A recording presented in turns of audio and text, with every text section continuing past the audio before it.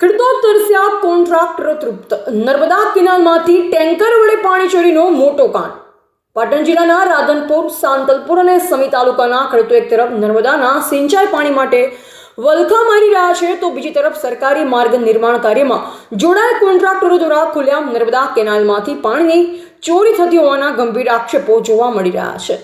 રાધનપુર તાલુકાના કુંતાસરી ગામ નજીકથી પસાર થતી નર્મદા વિભાગની બ્રાન્ચ કેનાલમાંથી ટેન્કરો દ્વારા પાણી ભરાઈ રોડ નિર્માણમાં વપરાઈ રહ્યું છે.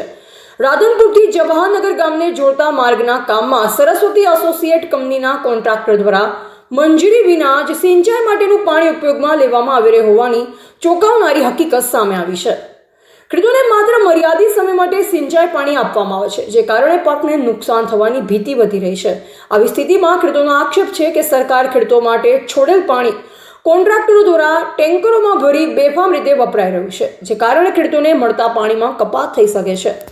સ્થાનિક ખેડૂતોમાં ભારે રોષ ફાટી નીકળ્યો છે. ખેડૂતોનો પ્રશ્ન છે, જો નર્મદાનું પાણી રોડ બનાવવા માટે જ વાપરવાનું હોય તો ખેડૂતો માટે બનાવેલ સિંચાઈ વ્યવસ્થાનો શું અર્થ?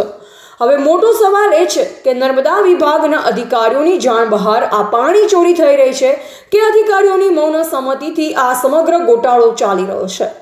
હાલ સુધી નર્મદા વિભાગ દ્વારા કોઈ કડક કાર્યવાહી ન થતા અનેકો સવાલો ઊભા થયા છે.